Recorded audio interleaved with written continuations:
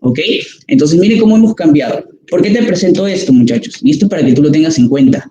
Porque la tasa de letalidad del coronavirus se encuentra en 3.4 actualmente, ¿no? Acá está el nuevo coronavirus, no. ¿Qué sucede? Que este coronavirus no supera, ¿ok? En este estudio se vio de que no supera otras patologías importantes que obviamente no debemos de olvidarnos. O sea, prácticamente ahorita cualquier paciente que venga con tos, con disnea, no pensemos prácticamente en coronavirus. Obviamente sí es la primera causa que tenemos que tener como primera línea para poder hacer un descarte, pero tenemos otras enfermedades. Miren, no supera la tasa de letalidad como la tuberculosis no tratada. Y la tuberculosis es primordial acá en Perú, ¿no? Entonces, eso para poder considerarlo. Incluso el dengue también, como datito te doy que en el 2019 hubo un brote epidemiológico acá en Perú. Menos mal que hubo un control. ¿Y qué se dio ese control? Justamente a la prevención y la promoción de salud que estaba dentro de Perú, pero falta enfatizar un poquito más en eso, ¿no? Entonces, eso es para que lo tengas en cuenta. Ahora, la pregunta es, ¿por qué Perú tiene más chance de mortalidad frente a otros países? ¿Qué sucede con Perú? ¿No? Porque prácticamente los grandes casos, incluso cuando tú buscabas en la OMS, salía de que Perú creció exponderantemente en casos de mortalidad frente a otros países de un momento a otro. La pregunta es ¿por qué? ¿No? ¿A qué se debe? Justamente esta es la palabra clave, muchachos, la automedicación. La automedicación que tiene que ver mucho con cómo va a evolucionar tu fisiopatología dentro del COVID-19, ¿no? Y vemos que muchos pacientes tomaron durante gran tiempo los que son los corticoides, ¿no? Eso es importante porque obviamente disminuye el sistema inmunológico y uno suele pensar, ok, voy a combatir menos contra este virus, desencadenar el proceso fisiopatológico como tal, pero estos pacientes están complicados. O sea, el corticoide se utiliza, pero en una fase determinada, no para prevención. Igual que ahorita se sabe que la citromicina y otros fármacos que se utilizan, ¿no? La hidroxicloroquina ya están prácticamente sacados de línea. Entonces también el factor racial tenía un preponderante factor de riesgo. Y esto, muchachos, esto es clave para la fisiopatología. El famoso síndrome metabólico, ¿no? Pacientes hipertensos, pacientes que tienen factor de dislipidemia. Recordemos que la obesidad como tal, y esto interviene. ¿Por qué has visto último en los reportes desde los inicios? ¿Por qué los pacientes gorditos se complicaban más? Porque vemos que la obesidad ya es un proceso inflamatorio. La obesidad es un proceso inflamatorio, muchachos. Entonces, esto justamente explica por qué los pacientes gorditos tienen mayor chance a poder tener cuadros más severos de COVID-19. ¿Ok?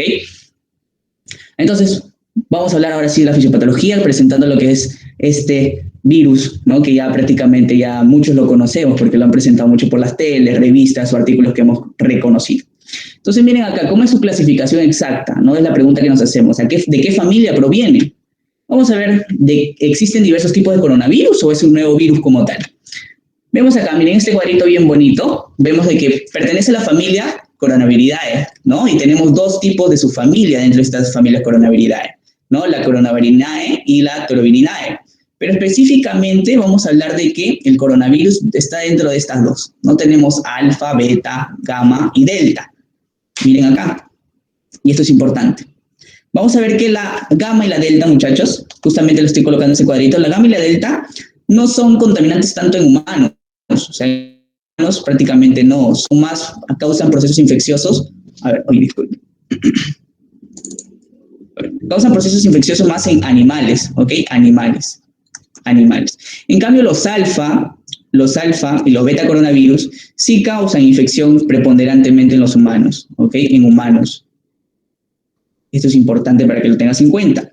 Ahora la siguiente pregunta es, ¿pero cuál de ellos es alfa o beta en cuanto al coronavirus que está generando la pandemia actual? Recordemos que los alfa coronavirus, si bien es cierto, te dan problemas respiratorios, pero estos problemas respiratorios son leves a diferencia de los beta, que acá dentro de los beta son los que han hecho las patologías más graves, ¿ok? Los beta son los que han hecho las patologías más graves. Tú miras, Alfredo, dime cuáles patologías graves, no me dejes al aire. Estos son los que han ocasionado el SARS, el primer SARS, el MERS y específicamente el último, el SARS-CoV-2. O sea, ya sabemos el SARS-CoV-2, ¿no? El SARS-CoV-2. Esos tres justamente provienen de la familia de los beta coronavirus, los que hacen infecciones respiratorias más graves, ¿no? E incluso una de esas complicaciones más graves es de que el paciente pueda desarrollar un síndrome de distrés respiratorio agudo, ¿no? Importante. Y acá está, miren, esa imagen, esta microscopía electrónica, vemos cómo nos llama la atención de repente, ¿no? Estas pequeñas estructuras que tiene alrededor este nuevo virus, ¿no? Importante, estas son conocidas como las proteínas S, ¿no? Ya mucho de repente hemos escuchado de eso, las proteínas Spike, la espícula también. Ahora vamos a presentártelo aquí, más bonito, ¿no? Con un tamaño más grandecito. Miren acá, vamos a ver, y quiero que esto no se olvide. Tenemos una proteína muy importante, que es conocida como la proteína S, ¿no? La proteína Spike, la proteína espícula, la espina también la conocen, ¿no? Esta justamente es la que se va a unir a unos receptores muy específicos que van a desencadenar la patología, ¿no? Los receptores ECA2. Importante, que quiero que ya lo tengas en cuenta. ¿A quién se une la proteína S? A los receptores ECA2, ¿no? ECA2. Luego, tenemos otra proteína muy importante. ¿Cuál es esta proteína? Esta es la proteína M, ¿ok? Proteína M, ¿no? Proteína también conocida como la proteína de membrana, ¿no? Porque vemos que está alrededor envolviendo lo que es el material genético de este nuevo coronavirus, ¿ok? Después, ¿qué más tenemos? Tenemos de repente otra proteína que es la proteína E. A ver, la proteína E, acá está, bien bonita la proteína E, ¿no? También forma parte de la estructura de este nuevo coronavirus. Y después tenemos la otra que es que está un poquito más adentro, que es la proteína N, ¿no? Proteína de la nucleocápside.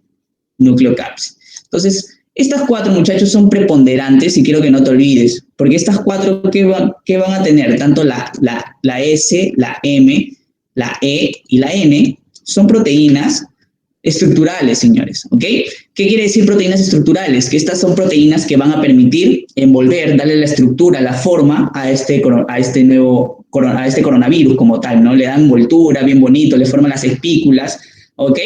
En cambio, entonces la pregunta que tú me dices es, ok, si hay proteínas estructurales, entonces también existen proteínas no estructurales, ¿no? Obviamente que sí, y lo voy a presentar en la siguiente diapositiva.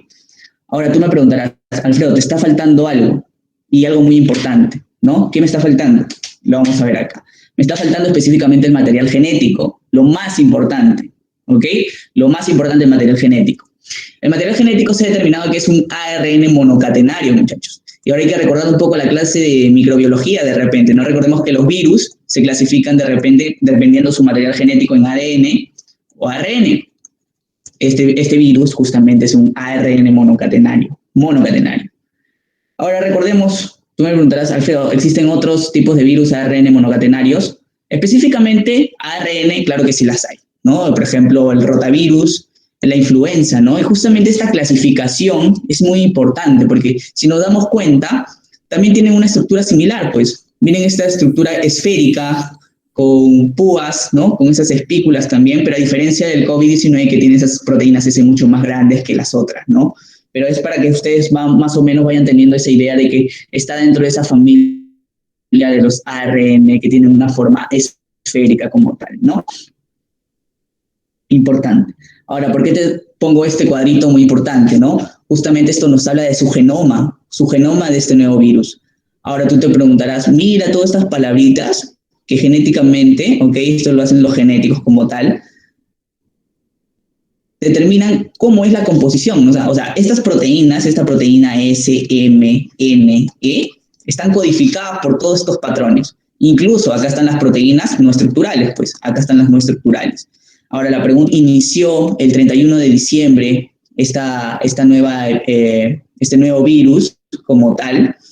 El mapeo genético ya se tuvo en febrero, o sea, increíble, prácticamente 2 meses para poder determinar el mapeo genético, a diferencia de otros virus que han generado, ¿no? Otros virus que de repente conocemos, ¿no? Diferentes tipos de virus para poder determinar su genoma dura años incluso, meses, años, pero este nuevo coronavirus ha durado 2 meses nada más para poder, o sea, el trabajo genético también ha sido preponderante justamente por la gran carga de enfermedad, la clínica que daba este nuevo coronavirus, ¿no? Para que lo tengan en cuenta. Y justamente dentro de este genoma se determinó estas estructuras, miren, importantísimo. Entonces, vamos a hablar de esta estructura genómica que te va a demostrar cómo va a empezar la fisiopatología. Miren acá, he tratado de hacerlo un poquito más dinámico, ¿no? Recordemos de que ya te dije es un ARN monocatenario. Positivo, muchachos. Ahora tú me preguntarás, ¿por qué es positivo? Porque va de 5' a 3'. Aquí está, de 5' a 3', ¿correcto? Entonces ya sabemos que es un ARN monocatenario positivo. Y ya te dije, miran estas estructuritas de acá, que son las proteínas estructurales. Proteínas estructurales. Y obviamente, entonces, la otra parte son las proteínas no estructurales, ¿correcto? Entonces, ¿qué es lo que tenemos acá? Ya te dije, una de las importantes que quiero que no te olvides como tal, no te olvides, es la de la proteína S. ¿Qué sucede con esta famosa proteína S? ¿Te acuerdas que te dije que es la que se unía al receptor ECA2? Correcto, es la que se une al receptor ECA2. Pero genómicamente, yo quiero que te acuerdes de que esta tiene dos estructuras primordiales, ¿ok? La S se divide en S1 y S2. Justamente la S1 es la que se va a unir específicamente acá al receptor ECA2. Entonces, la otra porción es como que una unión. Recordemos, ¿no? Acá tenemos nuestra proteína, mira, acá está la proteína S, pero tiene dos. La que se une al receptor ECA2 es justamente esta porción S1. En cambio, la S2 es un clivaje con el virus que sigue acá. ¿Ok? El virus, el que hace el material genético. Importante, ¿no? Entonces ya vamos reconociendo que la S1 justamente es la que cumple la unión al ECA2. Ahora, la pregunta, si tú te das cuenta, es algo característico, ¿no? Acá vemos dentro de la porción S1, también vemos una estructura genómica, ¿no? El RBD. ¿Qué sucede con este RBD? Justamente aquí en esta porción, es donde se une el ECA2. O sea, ya sabes dónde específicamente se une el ECA2. A esta porción del RBD. ¿Ok? Justamente, entonces tú te preguntarás, Alfredo, entonces, prácticamente, ¿por qué las vacunas no van contra este receptor? ¿Para qué? O este target, para que obviamente el virus ya no se una a los receptores ECA2, si obviamente es lo que se une acá. Obviamente las vacunas ideales son que bloqueen este nivel, ¿no? Pero no, hasta ahorita no se ha podido determinar específicamente algo certero con esto. ¿Ok? Eso es importante y quiero que tengas en cuenta. Ahora, después tenemos otra porción muy importante, la S1 y S2, ¿no? Son justamente las que están entre este nivel. Esto es importante, ¿por qué? Porque aquí va a actuar una enzima muy importante que te voy a poner acá como proteína X ya, porque más adelante te voy a dar el nombre, no te quiero dar el spoiler todavía. Pero esta enzima, esta proteína como tal, permite justamente romper, o sea, no por nada hay un S1 y S2, permite romper esta porción. Entonces tú te preguntarás, si se rompe, el S1 queda unido al ECA2, ¿correcto? Obviamente, queda unido al ECA2. ¿Y qué pasa con el S2? ¿Qué pasa con este famoso S2? Este 2, muchachos, es el que va a permitir el ensamblaje, la unión a membrana específicamente, unión a membrana. Y lo vamos a ver más adelante específico para que tú más o menos tengas esa idea. Pero quiero que te lleves esto de este cuadrito. S2 permite la unión a membrana y S1 es la que se une al receptor ECA2. Y tú tienes una incisión que se da por una proteína, que es la proteína X, que todavía no te voy a dar el nombre, porque hay 3 tipos específicos de proteína que permiten esta ruptura entre S1 y S2. ¿Ok? Muy importante, ¿no? Porque esta familia de enzimas que estamos acá, que van a permitir esta escisión, ¿ok? En los libros tú lo vas a encontrar como escisión, vas a ver que son proteasas, ¿no? Son proteasas, muy importantes. Ahora, vamos a lo siguiente, ¿no? Justamente como te dije, lo ideal es que las vacunas vayan contra esta porción de acá, la RBD, y acá tienes, mira, bien bonito, ¿no? Acá está la S1 que se une al ECA2 y la porción S2 que obviamente acá se rompe por unas enzimas proteasas, ¿ok? Muy importante para que lo tengas en cuenta. ¿Y qué pasa con las otras? Tú verás, Alfredo, tengo que prenderme de repente cuando voy a dar mi examen de NAM, mi examen para dar mi examen de medicina final. Yo tengo que aprenderme estas proteínas no estructurales. Mira, NSP1, NSP2, no es necesario. Pero lo que yo quiero que te lleves de esto, que prácticamente si nos ponemos a contar son como 16 proteínas no estructurales. Son como 16 proteínas no estructurales. Y estas son famosas porque van a formar un complejo muy importante. El complejo replicasa. Tú me dirás, ¿qué comprende este complejo replicasa? Obviamente este complejo replicasa comprende la replicación viral, ¿no? Es la que se va a encargar de poder generar más virus y obviamente si genero más virus voy a querer generar más proteínas estructurales para que juntas puedan dar la estructura al virus. Obviamente acá está el material genético y las proteínas estructurales son las que le dan la forma, ¿no? Y esto comprende el proceso de replicación viral. ¿Dónde sucede todo esto? Sucede en las células que tienen receptor ECA2, ¿no? En las células que tienen su receptor ECA2. Ahora tú te preguntarás, ¿no? Prácticamente se ha conocido que el COVID-19 es una enfermedad respiratoria, obviamente va a haber receptores ECA2 a nivel pulmonar, específicamente a nivel de los neumocitos tipo 2, ¿ok? Pero no es lo único. No por nada se explica de que también algunos pacientes presenten anosmia, ¿ok? Anosmia. Otros pacientes presentan trastornos gastrointestinales, diarreas, ¿no? Clínica distinta. Y tú te pones a pensar, entonces esto quiere decir que los receptores ECA2 no necesariamente van a estar a nivel pulmonar, sino que también existen receptores ECA2 a nivel de otros tejidos, ¿ok? Importante llevarnos eso. Y acá está el famoso complejo replicasa, mira, acá está la replicación genética, lo que hace este complejo replicasa, ¿ok? Lo vamos a analizar más adelante con mayor minuciosidad. ¿Cuál es el problema actualmente? ¿Cuál es el famoso problema que estamos viviendo, no? Prácticamente lo que se ha conocido es las famosas mutaciones, las mutaciones. ¿Qué sucede? Ya te acuerdas que te dije que este virus inició en diciembre, el 31, y prácticamente el genoma se tenía en febrero, correcto. Cuando se determinó el genoma en febrero, se determinó de que este virus tenía, justamente, tiene la proteína S como tal, la proteína S, tiene, mira, tiene más de 1200 aminoácidos, más de 1200 aminoácidos. ¿Ok?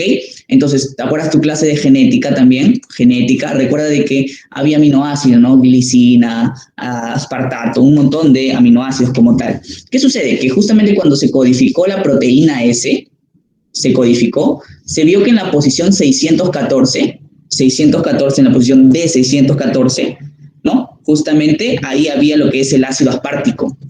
Ácido aspartico.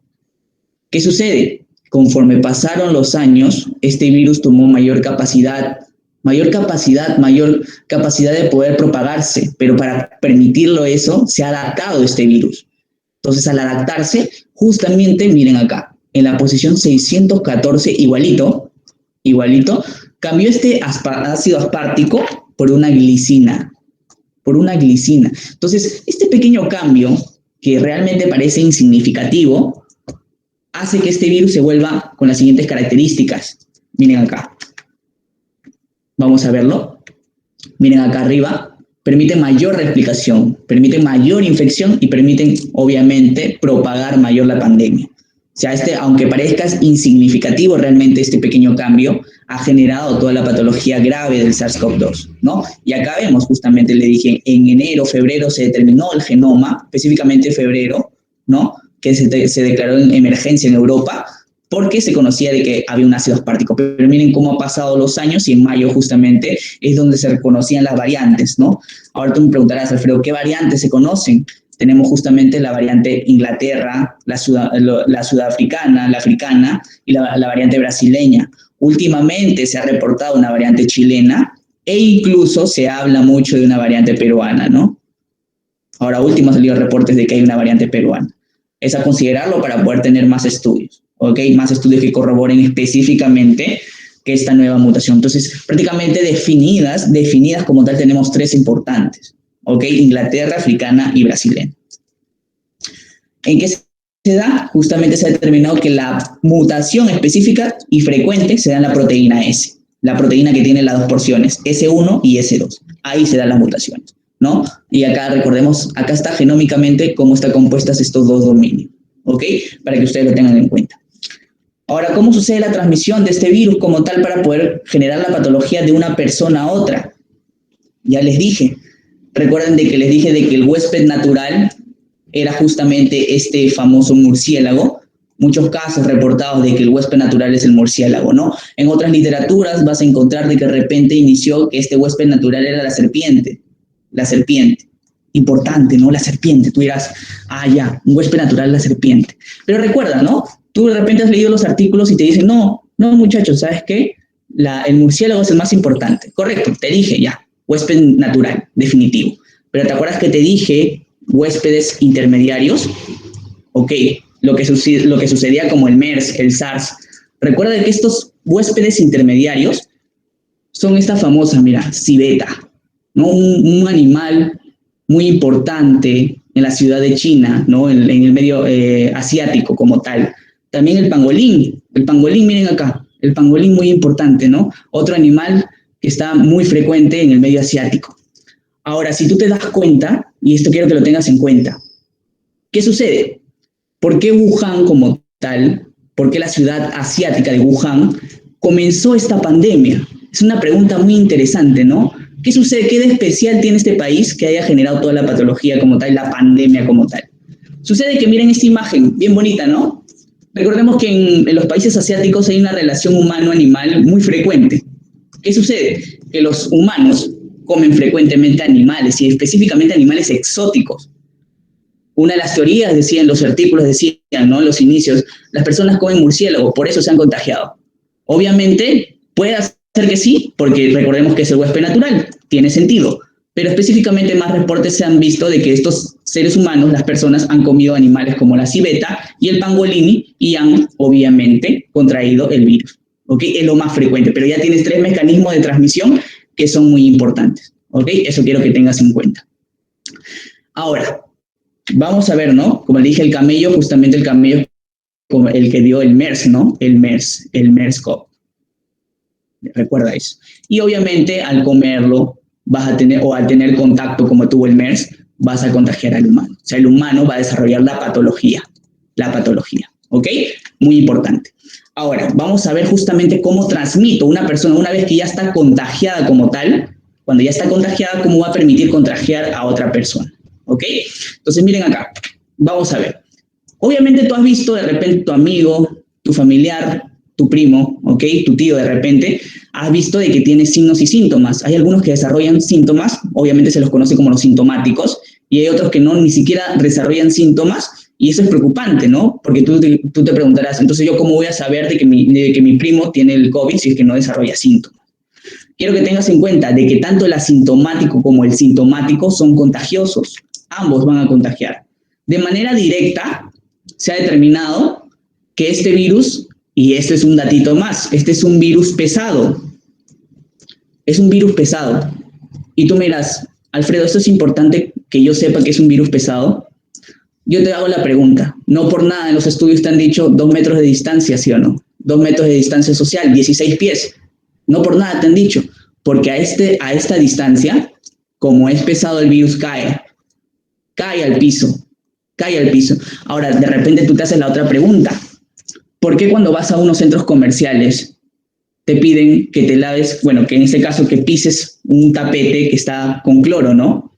Obviamente porque el virus al estar en piso, tú lo vas a matar poniendo tu zapato en cloro y obviamente no te vas a permitir contagiar a otras personas. Eso es lo importante. Entonces ya vas teniendo sentido no solamente a nivel fisiopatológico, sino también cómo puedes transmitir de una persona a otra. Ahora, cuando ya estás dentro de ese contacto, cuando tú no respetas el distanciamiento social de 2 metros de distancia, que es lo ideal, el virus va a tener el contacto específicamente en las mucosas. ¿Mucosas? ¿Qué mucosas? Mucosas, por ejemplo, la mucosa de los ojos, de la nariz, de la boca. Estos son los medios de transmisión específicos para que pueda contagiar a otro ser humano. Pero este que te dije es medio directo. Obviamente, si tú me dices, si yo te digo que hay un directo, va a haber un indirecto. Específicamente acá está el indirecto. Y este indirecto está dado por los famosos fomites. ¿Qué son los fomites, Alfredo? Son como transportadores. Transportadores, muchachos, transportadores. Estos transportadores específicamente te permiten como tal, miren acá, por ejemplo, cuando uno va a comprar su comida rápida, de repente su Kentucky, su Bembos, ¿no? Vemos que los repartidores tienen contacto con, de repente con la comida que nos están llevando. De manera indirecta, el virus puede estar justamente en esa cajita, en esa bolsita que nos llevan y también puede contagiarnos a través de ¿qué? A través de las mucosas, del ojo, nariz y boca, o de repente nuestros celulares también. O sea, recordemos que también el virus se transmite a través de fomites. Importante poder conocerlo. Y después se determinó, y esto me parece muy interesante, ¿no? Justamente se determinó cuando se hizo en un estudio de que había un cuartito, se hizo un estudio en un cuartito cerrado de un paciente que tenía coronavirus, ¿ok? Lo encerraron, justamente es un reporte que se dio en China, ¿no? Específicamente el gobierno de China, de Wuhan, lo que hizo fue encerrar a los seres humanos para evitar el contagio, ¿no? Es una manera drástica que hicieron al inicio, pero eso permitió determinar un estudio muy importante. pudo determinar de que al estar encerrado este individuo, se ha determinado que en esta habitación hubieron virus flotando. Ahora, se ha determinado de que estos virus pueden, y lo pongo entre comillas, pueden estar en aerosoles. Ahora, la pregunta es la siguiente: si están en aerosoles, ¿es peligroso? Claro que sí. Imagínense, pero igual son ¿qué? Son contagiosos. Contagiosos. Y eso es lo preocupante, muchachos. Por eso es que prácticamente también este virus se ha propagado a diferencia de otros. Ahí ha generado la pandemia como tal. Y últimamente se ha determinado también de que puede haber justamente esta transmisión fecal-oral que está puesta en cuestión, la pongo en cuestión, y materno-fetal también, transmisión vertical. Se ha determinado de que sí, se realizó un estudio, ¿ok?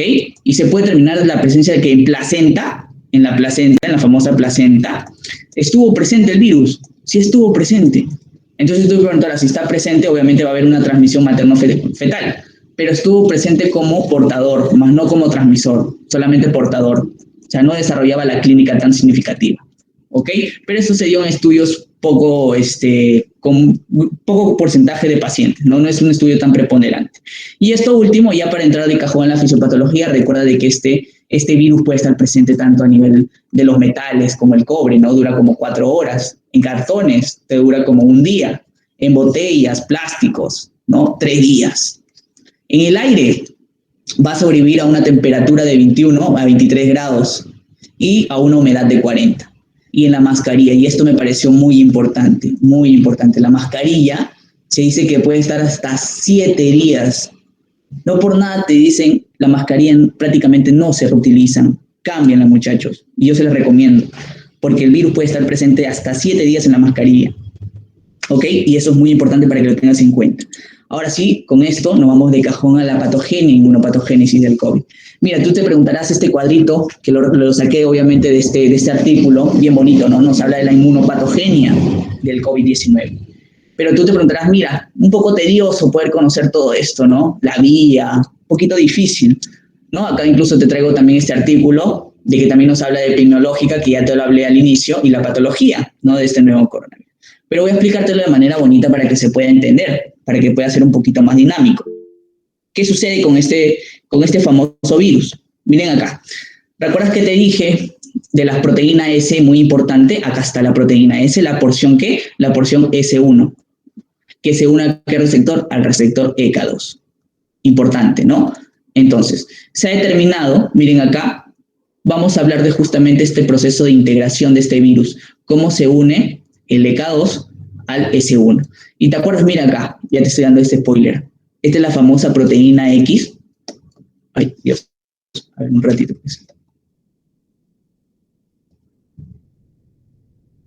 A ver, un ratito, ya. Esa es la famosa proteína X que te dije, que permitía que romper justamente la porción entre S1 y S2. Es el TMPRSS2. Muy importante esta proteína, ¿no? Es conocida como la serinproteasa transmembrana tipo 2, ¿ok? Yo lo pongo proteína X porque no quiero que te enrolles y te acuerdes del nombre serinproteasa transmembrana tipo 2. Pero acuérdate, para mí es la famosa proteína X que permite romper justamente la porción S1, los efectos contrarios a la angiotensina 2. ¿Qué son estos? Estos son antiinflamatorios, vasodilatadores, son antioxidantes, son antifibrinolíticos y antitrombóticos. O sea, miren, son salud, son beneficio, ¿no? Beneficio. O sea, lo normal en una persona es que hay un equilibrio, y acá te pongo esta balancita, ¿no? Bonita, porque acá debe haber un equilibrio entre el AT1 y el MAS, específicamente por sus receptores respectivos, ¿no? Pero debe haber un equilibrio, es lo normal, es lo fisiológico, ¿ok? Pero ¿qué sucede con este coronavirus? Mira acá bien bonito, ¿no? Hasta que se mueve incluso, ¿no? Bien bonito, que viene con sus amiguitos. ¿Qué sucede con este coronavirus? Miren cómo se une al receptor ECA2. Entonces tú me dices, Alfredo, si se une al ECA2, obviamente no va a tener su rol de enzima. Cumple su rol de receptor, pero su rol de enzima no lo logra cumplir, porque no va a convertir la angiotensina 2 en la angiotensina 1,7. ¿Y qué va a hacer? Va a exponerse sobre todo este famoso receptor AT1. Y este es el que da la clínica, ¿ok? Este es el que da la clínica significativa, ¿ok? Oh, correcto. A ver, creo que, a ver, estaban diciendo unas preguntas. Chicos, si tienen preguntas, lo vamos a ir resolviendo. Exacto, es como el famoso COX-1, COX-2, ¿no? También, ¿no? Importante. Entonces ya vamos a entender, chicos, si tienen dudas, sino para poder volverlo a explicar, pero quiero que se entienda para que se lleven en sí cómo es la fisiopatología de este COVID. ¿Ok?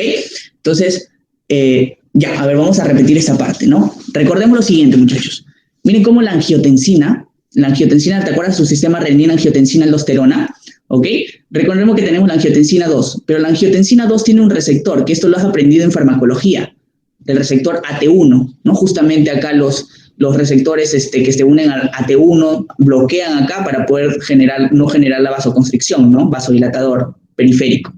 Pero acá recuerda de que esta angiotensina 2 se une al AT1 y el AT1 tiene la función de ser proinflamatorio, vasoconstrictor, prooxidante, profibrinolítico y protrombótico. Todo esto, señores, son daño, o sea, desencadenan daño. Obviamente, tú no quieres tener tu cuerpo trombos como tal, ¿no? No necesita. Entonces, ¿qué sucede? Está esta famosa EK2. EK2, acá está. Angiotensina 2, ¿no? Esta es la famosa EK2 que permite convertir la angiotensina 2 ¿en qué? En angiotensina 1,7. ¿Ok? Este tenía 8 aminoácidos y este cuando tenía 7 aminoácidos. Quítale uno nomás, no te olvides, quítale uno. ¿Ok? Y angiotensina 1,7 se une al receptor MAS, que obviamente es lo opuesto al AT1, antiinflamatorio, vasodilatador, antioxidante, antifibrinolítico, antitrombótico. Es beneficio. Y lo normal, porque esto es fisiológico, no es que esto lo desencadene el COVID-19, esto es fisiológico. ¿Qué sucede? De que lo normal es que acá la balancita bien bonita haga el equilibrio, exacto, se regulen, ¿no? La angiotensina 2, el AT1 con el receptor MAS, estén en equilibrio, es lo normal. Pero ¿qué sucede con COVID-19? Miren, con el SARS, este COVID se une al receptor EK2. ¿Te acuerdas que te dije? Y esto quiero que le lleves en cuenta. ¿Ok? El COVID-19, el EK2 cumple su función de receptor y también de enzima. Son dos funciones primordiales que tiene el EK2. Pero el COVID-19 bloquea la función de receptor. Obviamente también va a bloquear la función de enzima. Entonces tú no vas a tener el bueno, pero vas a tener el malo. Obviamente todo esto va a desencadenarte la patología del COVID-19. Entonces ya se va entendiendo, ¿no? Eso es increíble, ¿no? Ahora lo siguiente, y esto quiero que lo tengas en cuenta, porque tú me dirás, entonces la fisiopatología del COVID es en sí por el virus, o sea, el virus es el malo, o el malo, yo te lo pongo en cuestión, o el malo es la disregulación del sistema renina-angiotensina-aldosterona. ¿Cuál es el que genera el daño como tal, ¿no? Eso justamente es lo que se entró en cuestión en diversos artículos, ¿no? Si realmente era el virus el que ocasionaba el daño o era la disregulación de nuestro sistema renina-angiotensina-aldosterona. ¿Ok? Muy importante. Ahora, ¿no? Justamente, ¿quiénes son más propensos? Justamente los pacientes con síndrome metabólico, hipertensión arterial, los pacientes fumadores, los del síndrome metabólico, ¿no? O que tienen patologías cardiovasculares son los más preponderantes. ¿A qué? Porque tú me preguntarás, pero Alfredo, ¿por qué me presentas a estos pacientes? Porque estos pacientes ya de por sí tienen activado su sistema renina-angiotensina-aldosterona. O sea, si ya lo tienen activado y yo con el virus lo activo más, imagínense pues, estos son los famosos pacientes que hacen ¿qué? Un cuadro severo, ¿correcto? Muy importante. Ahora, nos vamos a la parte 3, el proceso tromboinflamatorio. Ya te dije, el tromboinflamatorio, de acá AT1, porque Alfredo me dijo de que el AT1 es protrombótico, ¿ok? Protrombótico, ¿correcto? Era lo que te dije. ¿Qué vemos acá? Bien bonito, ¿no? Este es el famoso endotelio, pues, endotelio. Y el endotelio también tiene EK2, también tiene receptores EK2, importante. Entonces el virus permanente va a unirse bien bonito, perfecto. ¿Qué sucede cuando hay daño endotelial? ¿Te acuerdas tus clases de inicio, ¿no? Cuando empezabas tu carrera y había esos receptores EK2 cuando generaban daño endotelial. ¿Te acuerdas que cuando se rompía tu endotelio, ¡buah!, lo lesionabas? Había la activación de la cascada de coagulación, ¿sí o no? Cascada de coagulación, ¿no? ¿Te acuerdas que vía intrínseca, vía extrínseca, plaquetas? Y miren acá, se forma un coágulo bien bonito. Acá está, obstruyendo tu vaso, ¿no? Tú dirás, Alfredo, este no es aterosclerosis, ¿no? No, no es. Entonces, pero mira cómo se activa al generar daño endotelial, ¿ok?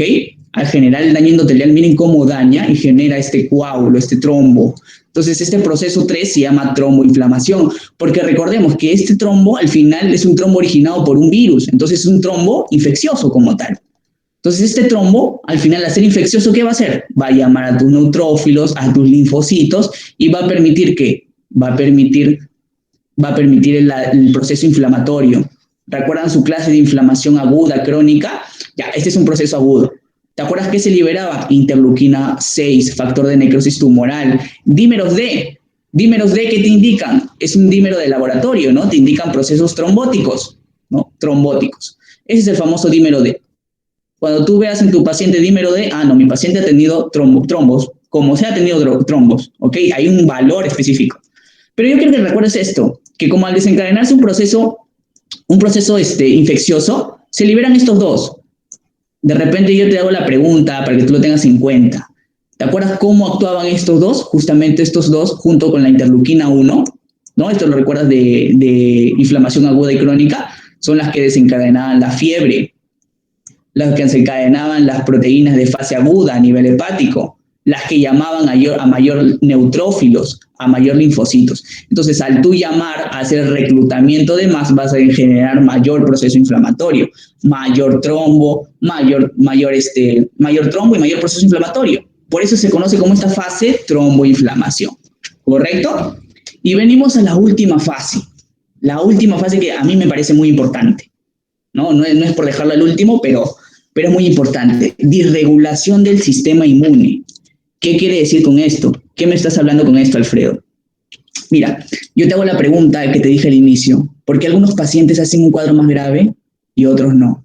Ya te expliqué que algunos tienen mayor activación del sistema renina-angiotensina-aldosterona, ¿no? Pacientes con síndrome metabólico específico. Pero los pacientes que no tienen síndrome metabólico, ¿por qué hay algunos que realmente sí hacen cuadros graves? Es la pregunta interesante que nos hacemos. Vamos a lo siguiente. A ver. Miren acá. ¿Por qué hay asintomáticos? ¿Por qué hay leves? ¿Y por qué hay graves? Importante pregunta que nos hacemos. Recordemos que cuando activamos nuestro sistema inmune, algunos pacientes van a tener una respuesta de control. ¿Ok? Van a tener una respuesta inmunológica, una excelente. Pero hay algunos que no tienen una buena respuesta inmunológica. ¿Ok? Mucho se habla de la inmunosenescencia. ¿Ok? ¿Ok? Exacto. Se habla mucho de la inmunosenescencia. Yo les invito a que puedan averiguar la inmunosenescencia, ¿no? Se habla mucho en la vejez, prácticamente tu sistema inmunológico disminuye. Por eso se decía, ¿no? Que muchas veces al inicio de esta pandemia, no por nada, la patología se dio frecuentemente en adultos mayores, ¿no? Le dicen, cuiden a sus adultos mayores, por favor, no los saquen, ¿no? Eso es importante porque los pacientes adultos mayores tienen la famosa inmunosenescencia. ¿Pero qué sucede? Quiero que tengas en cuenta, algunos van a tener control y otros no, va a tener su sistema inmunodeficiente. ¿Y por qué te pongo estos dos interferones? Y esto quiero que no te olvides. Va a depender de la respuesta de interferones. Tenemos distintos tipos de interferones. Lambda, gamma. Y te lo voy a presentar en dos PPTs que siguen, creo. Porque yo quiero que no te olvides de esto. Eso es importante. Al final de este proceso, cuando no tienen control el paciente, va a desencadenar proceso inflamatorio. Obvio, mira acá, se está generando inflamación. Y eso que es a nivel endotelial, imagínate que es a nivel del neumocito, imagínate que es a nivel gastrointestinal, imagínate que es a nivel, neurológico. Entonces, obviamente se va a desencadenar el proceso inflamatorio y va a desencadenar esta famosa... ¿Qué vemos acá? Bien bonito, ¿no? Como una tormenta de citoquinas. Esto es el proceso por lo que explica los pacientes que desarrollan una tormenta de citoquinas, una exacerbación de interleuquina 6, una exacerbación de factor de necrosis tumoral alfa, una exacerbación de interleuquina 1, son los que hacen cuadros más graves, muchachos. ¿Ok? Y eso lo vamos a analizar poco a poco. ¿Ok?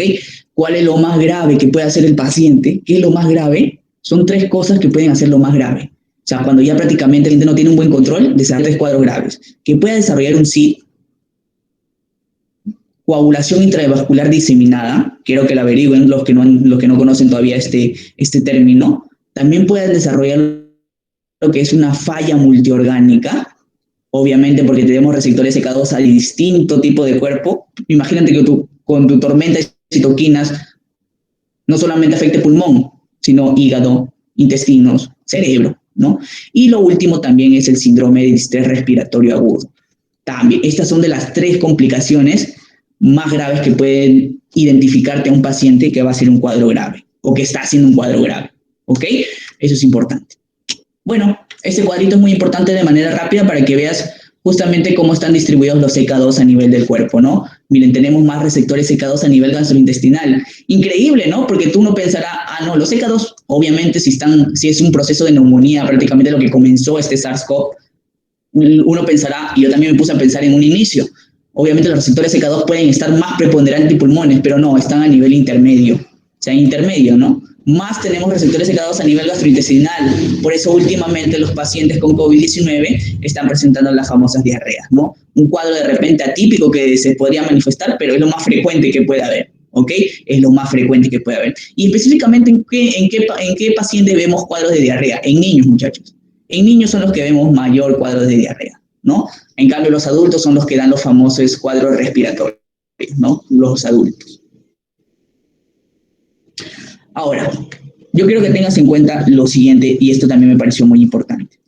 ¿Te acuerdas que te hablé del SARS-CoV, SARS-CoV-2, del SARS-CoV y del MERS, ¿no?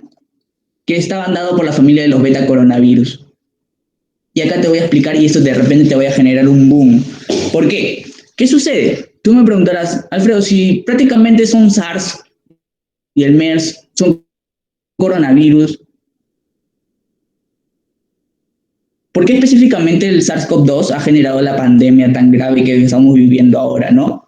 ¿Qué característica tiene adicional? De repente este virus ha ganado un premio Nobel. ¿Qué es lo que lo hace distinto a los otros, ¿no? ¿Qué los hace distinto a los otros? Vamos a ver.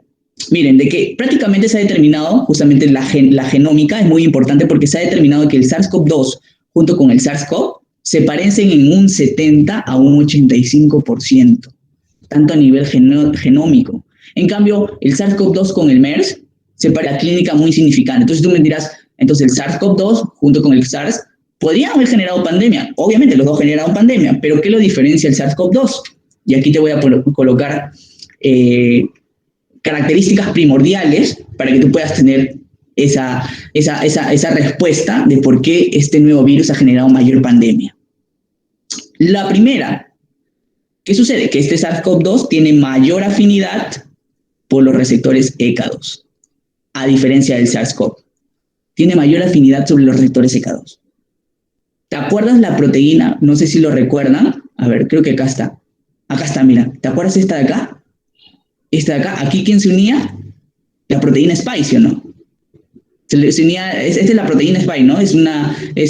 Genómicamente es una parte de la proteína Spike, se unía al receptor ECA2. ¿Te acuerdas? Justamente, ¿qué sucede? Yo te dije, lo ideal es que las vacunas vayan acá, ¡pam!, lo bloqueen. Y dice, no, ya no te unas al ECA2, ya te bloqueé, no quiero que te unas. Es lo ideal, muchachos, es lo ideal. Pero ¿qué sucede con el SARS-CoV-2? El SARS-CoV-2, muchachos, tiene esta proteína RBD oculta. Eso es lo increíble, porque al tenerlo oculta no va a permitir establecer un sitio Diana para establecer una terapéutica. Y eso es lo que le ha hecho distinto a otro tipo de coronavirus, ¿ok? Y otra cosa muy importante, que este SARS-CoV-2, estamos hablando del SARS-CoV-2, ¿qué sucede? Que a nivel genético también, ¿te acuerdas que te dije esas proteínas que cortaban acá? ¿Te acuerdas que te dije que era la famosa proteína X, la TMRP, proteína serín transmembrana tipo 2? Ya, no es la única. Tenemos la TMRP2, ya, no es la única. La proteína serín transmembrana tipo 2 no es la única. Tenemos otras también que pueden romper. ¿Cuáles son? La furina, la catepsina y últimamente, bueno, lo que puede leer la tripsina también. La tripsina también permite hacer ese clivaje. O sea, no necesariamente, obviamente, en SARS teníamos el TMRP2, ya, perfecto. pero en SARS-CoV-2 tienes más proteínas que te permiten romper. Y yo te dije, ¿por qué es importante que lo rompa? Porque al unirse acá, miren acá, bien bonito se une, ya, se unió la porción S1 al EK2, permite meterse al virus. Pero después, ¿qué permite? Justamente la otra por S2 permite de que justamente se vaya uniendo, mira cómo se va a ir uniendo a la membrana de la célula. Entonces se hace integración. Miren cómo hace su integración. Entonces, mete el material genético, pero la proteína S2 permite la unión a membrana. No por nada te expliqué en el cuadrito cuál era la función de la 2, unión a membrana. Exacto, la fusión. Fusión o unión a membrana, es lo mismo. ¿Ok? Entonces, la S1 te permite la integración, la S2 te permite la fusión a membrana. ¿Correcto? Ahora, hasta ahí, eso es lo que esas tres características que ya te lo coloqué son los que demuestran la patogenia tan grave de este coronavirus. ¿Ok? Por eso genera una pandemia tan grave. Y ahora, vamos a explicar de manera rápida. Miren cómo entra tu material genético. ¿Qué material genético era? ARN monocatenario positivo. De 5 a 3'. ¿Correcto? Miren acá, bien bonito, ingresa tu virus, acá a tu cel, va a nivel del ribosoma, bien bonito el ribosoma, y va a las proteínas no estructurales. Las primeras que actúan son las proteínas no estructurales. ¿Cuántas habían? Habían 16, acá están las codificadas. ¿Qué permitían formar? El complejo ¿qué? Replicasa, ¿no? ¿Te acuerdas del famoso complejo replicasa? Que estaba dada por estas 16 proteínas, el complejo replicasa. Ahí está bien bonito, ¿ok? Después, ¿qué va? Va a nivel del retículo endoplasmático, y acá en el retículo endoplasmático es donde se sintetiza, miren acá, las proteínas estructurales, ¿no? Estas justamente después van al aparato de Golgi, miren cómo va saliendo el material genético, pero miren cómo va uniéndose estas proteínas estructurales que se están sintetizando dentro del aparato de Golgi, que vienen justamente a nivel nuclear, ¿no? Porque a nivel nuclear, o sea, la señal viene de acá, te dice, ¿sabes qué? A nivel del núcleo dice, por favor, produce proteínas estructurales. Ya, correcto. Va al retículo endoplasmático, desde ahí va al aparato de Golgi, sale como vesículas y después permite la unión de la replicación, que acá se está replicando, fusionarse esas dos y formar un nuevo virus. Y obviamente, miren cómo sale también a nivel de la membrana. ¿Correcto? Entonces, este es el mecanismo de replicación viral. Primero, ¿quién actúa? Proteínas no estructurales, replicación. Después, proteínas estructurales. ¿Correcto? Y tú te preguntarás, Alfredo, entonces, ¿qué importancia tiene la S2 al poder fusionarse? Va a permitir justamente la salida, pues, porque ya no lo reconoce como extraño. Tú me dirás, porque si imagínate si acá tenemos tu membrana y tiene membrana lo normal y no va a reconocer la salida de este nuevo virus, pero como te acuerdas que la fusión permitía unir la membrana de acá con la membrana de tu célula, va a permitir una mayor facilitación para que pueda salir este virus. ¿Ok? Eso es lo importante. No por nada se unen, ¿verdad? Todo se explica, todo tiene una explicación por qué la membrana se une al nivel de la célula, para que después de la replicación viral pueda salir con tranquilidad. ¿Correcto? Y ahí está el genoma, ¿no? El genoma muy importante.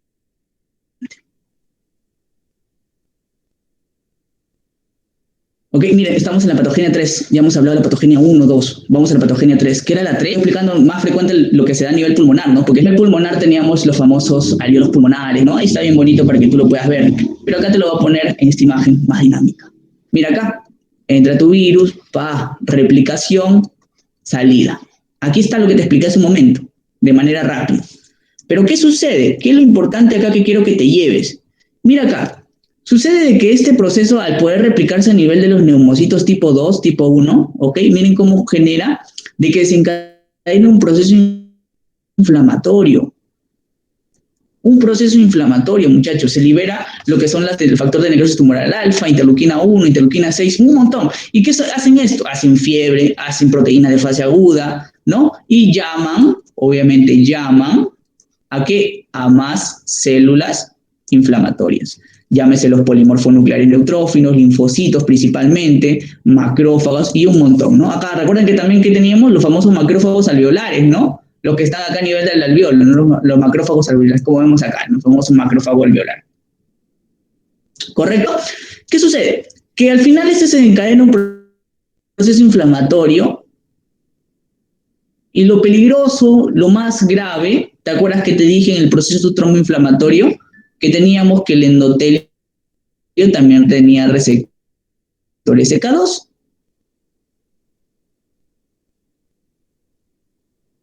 ¿Sí o no? Y al romperse el endotelio, genera cascada de coagulación.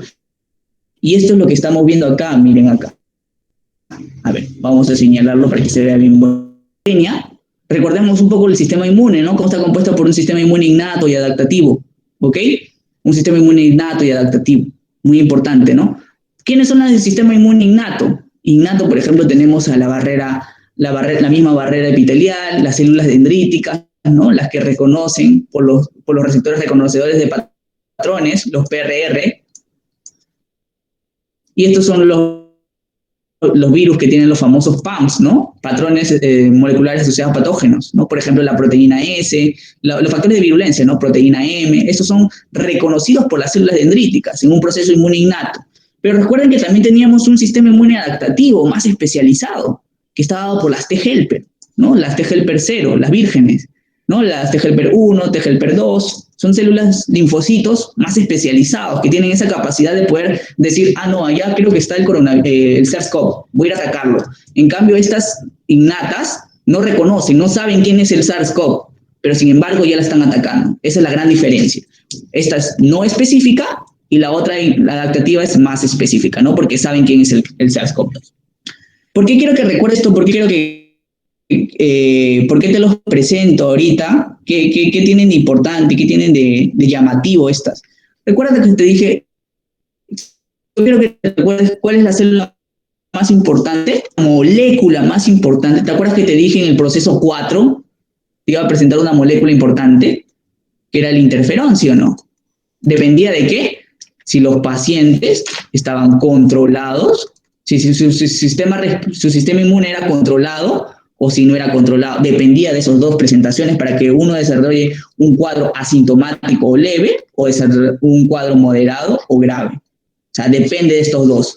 Si es controlado su sistema inmunológico o si es desregulado. ¿Ok? Pero recuerda que tenemos 3 familias de interferones, 3 tipos muy importantes. Por ejemplo, tenemos el interferón tipo 1, tipo 2, tipo 3. ¿Ok? Eso quiero que lo tengas en cuenta. ¿Qué sucede con estos interferones? Miren, el 1 se divide en alfa y beta, el 2 en gamma y lambda, el 3 en lambda, ¿no? En lambda y este gamma, ¿no? Importante. O sea, miren, ya quiero que tengan esa clasificación más o menos, porque eso es importante para poder determinar algo que les voy a comentar más adelante, ¿ok? Pero quiero que lo tengan en cuenta. Interferones 1, 2 y 3, el 1, alfa, beta, el 2 tienes el lambda y el 3 tienes el gamma. ¿Okay? El 2 el gamma y el 3 el lambda. Este es lambda y este es gamma, ¿no? ¿Correcto? ¿Qué sucede con esto? ¿Qué es lo importante? ¿Qué es lo que quiero que te lleves de esto? Se ha determinado que el linfocito tipo 3, el interferón tipo 3 está presente en los linfocitos. O sea, linfocitos. Alfredo me dijo linfocitos, ya, inmunidad adaptativa. Correcto. A mí me interesa ahorita la inmunidad innata, que prácticamente van a estar estos dos. Interferones tipo 1 y tipo 2, que obviamente participan en el sistema inmune, porque obviamente estoy hablando de la cuarta fase, disregulación del sistema inmune. ¿Qué sucede? Mira acá, bien bonito te lo voy a explicar para que tú te lo lleves y puedas tenerlo en cuenta. Estos dos van a actuar y su función principal, su función ideal, es evitar la replicación viral. Esa es su función principal. No permiten esto, no quieren desarrollar esto. Pero ¿qué sucede? Que los alfa y los beta logran eso, pero desencadenan inflamación. En cambio, los gamma no hacen inflamación, pero sí evitan esto. Entonces tú me preguntarás, ya, entonces tiene sentido que los pacientes graves hagan mayor inflamación con interferencias. Cuando yo doso interferones en mi laboratorio, los pacientes más graves van a tener mayor exacerbación de interferón alfa y beta. Y los pacientes leves van a tener esa exacerbación de interferones que gamma. Esa es la gran diferencia, justamente, de los pacientes que hacen cuadros más graves y hacen cuadros más leves, ¿no? Esa es la gran diferencia que quiero que te lleves en cuenta, ¿no? Eso es importante. ¿Correcto? Y acá está. Justamente este cuadrito es importante para que tú puedas entender por qué los pacientes hacen un cuadro agudo y cuadro leve. Y acá te lo voy a colocar. Por ejemplo, lo primero que vemos acá es de un paciente asintomático y es de un paciente con cuadro leve. Y el de acá es un paciente moderado y grave. ¿Cómo evoluciona? Te lo voy a enseñar acá, no te preocupes. Mira, el rojito es la carga viral. Mira cómo empieza la carga viral bien bonita aumentándose, pero viene el verdecito. ¿Quién es el verde? ¿Quién crees? Es el interferón. ¿Pero qué interferón es? Si es que es gamma, correcto, el gamma, ¿no? Es el gamma, pues. Tienes mayor interferón gamma, pero tienes menor que alfa y beta. Lo contrario que va a aparecer acá, miren acá, la carga viral se exacerba, pero tú estás expresando ¿qué? Más alfa y más beta.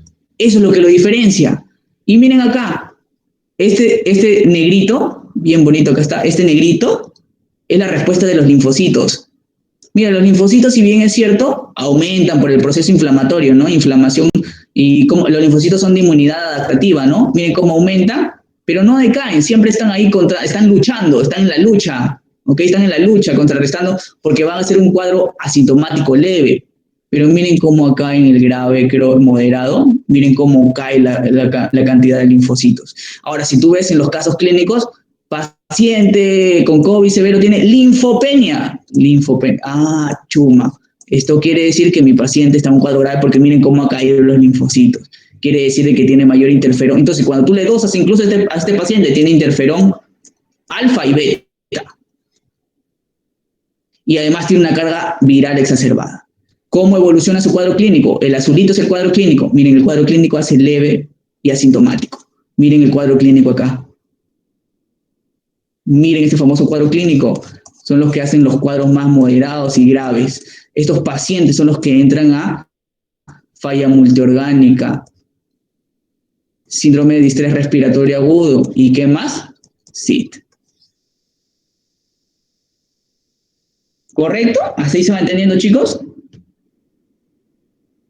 Eso es lo importante y quiero que tengas en cuenta. Eso es lo importante.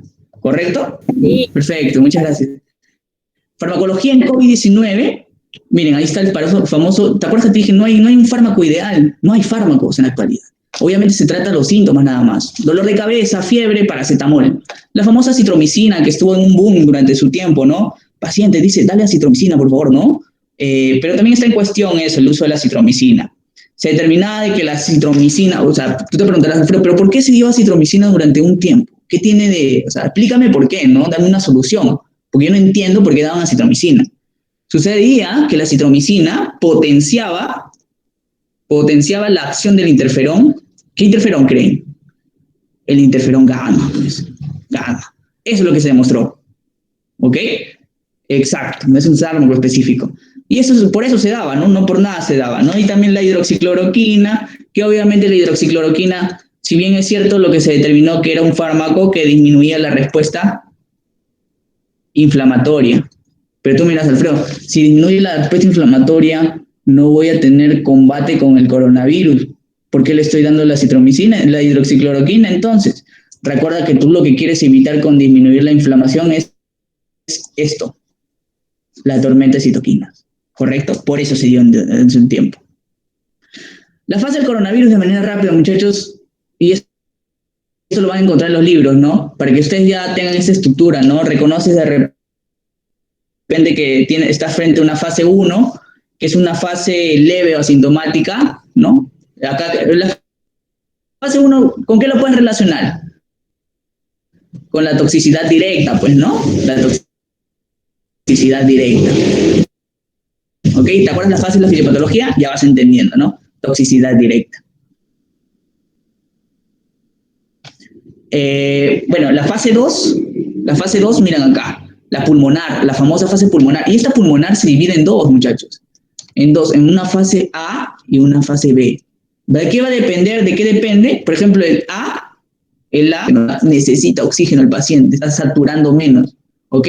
Justamente en esta fase B, como ya es un paciente complicado, es donde se recomienda, ojo, se recomienda dar los corticoides recién. No por nada te dicen, no le des antes, ni siquiera para prevención no des corticoides. ¿Por qué no vas a dar para prevención corticoides?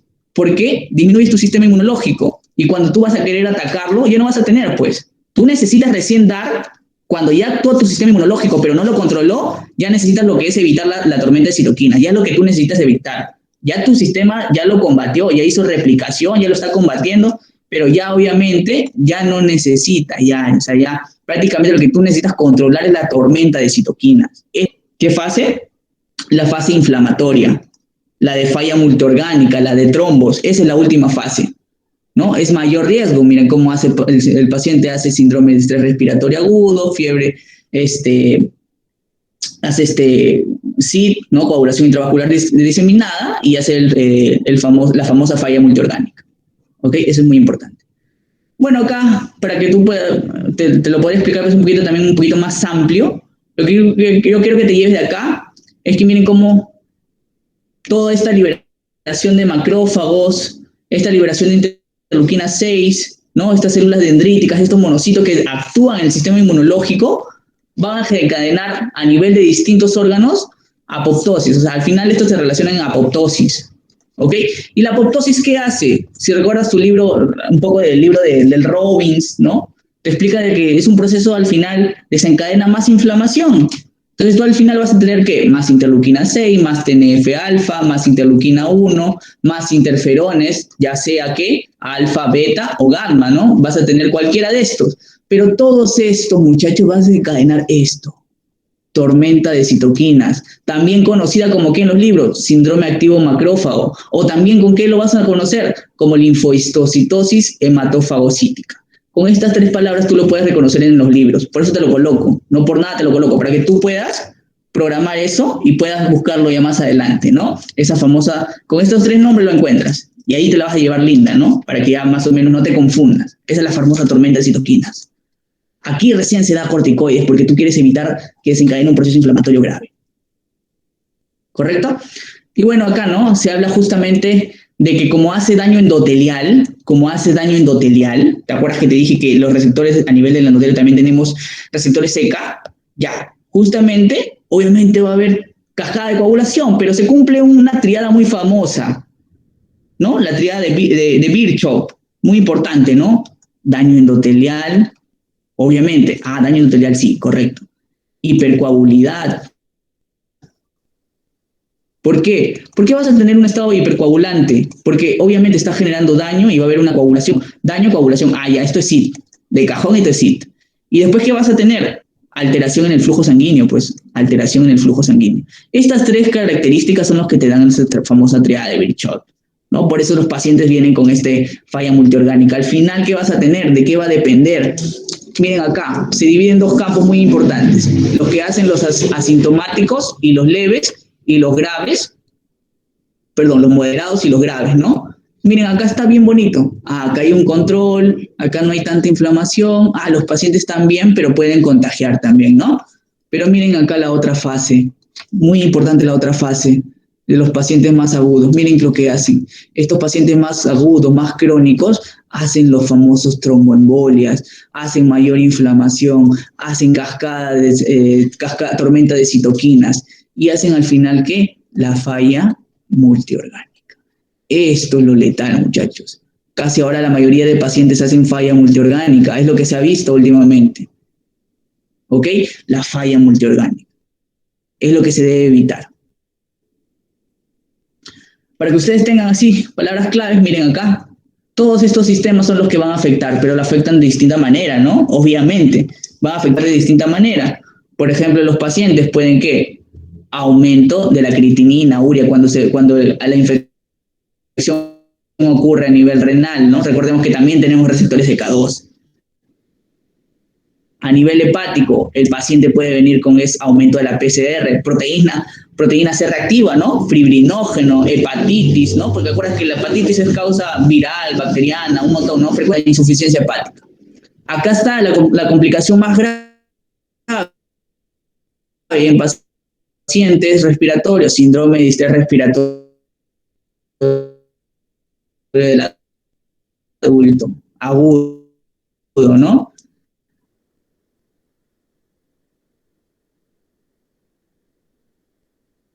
A nivel cerebral, mira, edema, encefalitis, ACV. ¿Correcto? Crisis convulsivas también. a nivel del corazón y después todas estas complicaciones. Quiere decir lo que está determinado que este virus genera lo que es la pancarditis, ya te lo comenté, pancarditis, que afecta a todas las capas, ¿no? Endocardio, miocardio, pericardio. Y al final puede dar también alteración a nivel de los vasos generando trombos que lo detectas en tu laboratorio con el dímero D, microtrombos y generan la famosa CID, ¿no? Coagulación. Mira, neumocito, acá estamos a nivel de cómo es invasión de linfocitos, obviamente por ese infiltrado acá también, ¿no? A nivel del corazón, miren acá, específicamente acá, es infiltrado inflamatorio porque hay coronavirus ahí, ¿correcto? Signos y síntomas importantes, miren acá, esto lo saqué de UpToDate, muy importante, bien bonito, ¿no? Los pacientes, ¿cuál es la sintomatología clave de un paciente? Fiebre y disnea. Ahorita estamos, muchachos, yo les digo acá algo clave. Estamos en una fase comunitaria. ¿Qué quiere decir fase comunitaria? Hablando de salud pública. Quiere decir que estamos en una fase de que 2 síntomas, sospecha de COVID-19 significativa. O sea, 2 síntomas ya me están diciendo, no, este paciente puede tener COVID. Puede tener, muchachos. No es que sea COVID de frente, pero puede tener COVID-19. O sea, ya me está orientando a algo, ¿correcto? Pero eso es importante, estamos en fase comunitaria acá en Perú, ¿no? Dos signos ya me están detectando esto. ¿Cuáles son esos 2 signos? Frecuentemente fiebre y disnea. Es lo más característico con lo que vienen los pacientes. Y tienes otro, ¿no? Taquicardia, obviamente como compensación de la falta respiratoria. La tos seca, ¿no? Importante tos seca. Taquipnea, crépitos, ¿no? Congestión. Muy importante, ¿no? Hay una clínica muy variada y ahí lo puedes revisar. Pero mira acá, los signos más típicos, ya te dije, fiebre y tos. Miren el porcentaje que hay en fiebre y tos. No por nada te dijo, fiebre y tos, fase comunitaria, acuérdate. 88 al 99% y 59 al 68%.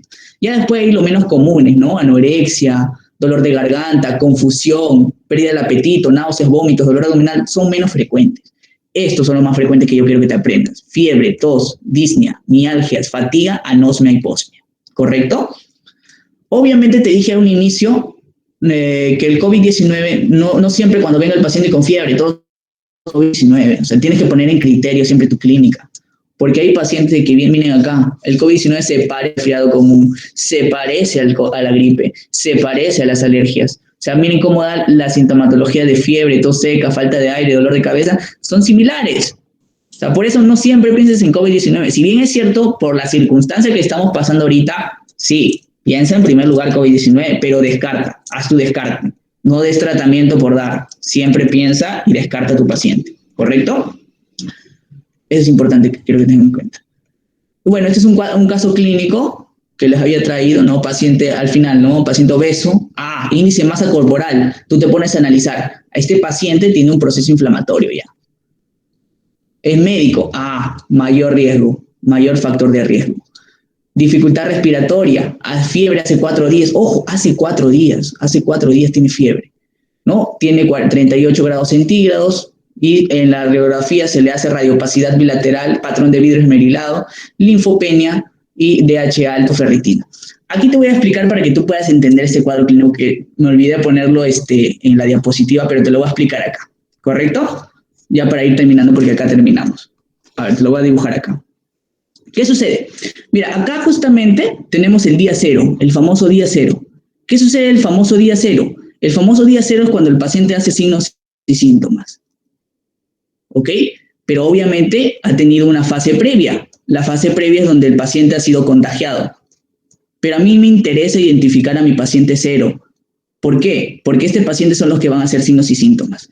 Obviamente empieza acá con un cuadro leve, ¿no? Empieza teniendo de repente dolor de cabeza, se va complicando, después tiene disnea, mialgias, va complicándose, pero llega hasta un punto que es el día 14 o el día 20, ¿ok? Día 14 o día 20. Durante todos estos días, muchachos, el paciente tiene un alto porcentaje de contagio.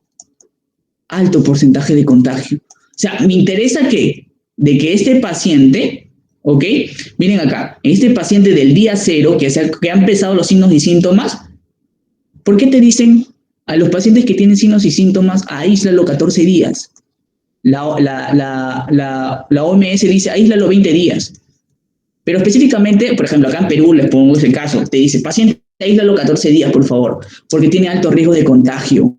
Alto riesgo de contagio. Eso es importante que quiero que tengas en cuenta. ¿Correcto? Ya después, pasando los 20 días, obviamente el riesgo de contagio disminuye, pero obviamente tienes que tener cuidado durante estos 20 días primero. Pero ¿qué es lo importante acá? Que previo a los signos y síntomas, 5 días antes aproximadamente, también tiene riesgo de contagio. También tiene riesgo de contagio. Entonces tú te preguntarás, eso tiene sentido, porque últimamente de repente a mi primo que le han dicho que a 14 días se aísle, pero los que han tenido contacto con él también se aíslen. ¿Por qué? Porque previo a él también han tenido riesgo de contagio. ¿Ok? Eso es lo importante. Entonces vas relacionando lo real, lo que de repente has tenido en cuenta con acá la fisiopatología y todo lo que te estoy demostrando, ¿no? Pero tú te preguntarás, ¿qué sucede con los pacientes fantasmas? ¿Qué sucede con los pacientes fantasmas?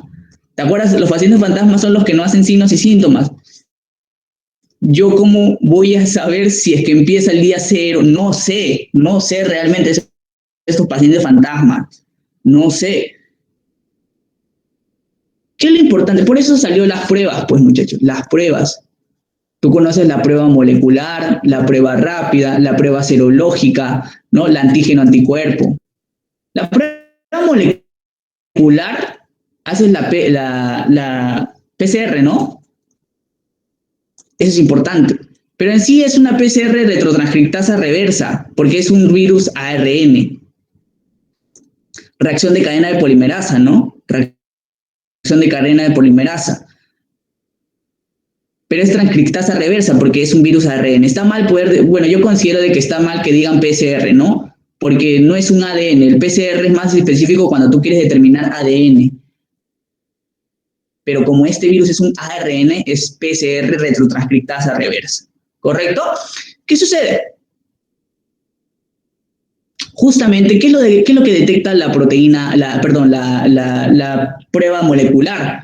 Lo que detectas es el genoma del virus, ¿ok? Detecta lo que es el microorganismo como tal, si está dentro de nosotros. Pero la prueba rápida, ¿qué hace? La prueba rápida lo que mide son los anticuerpos.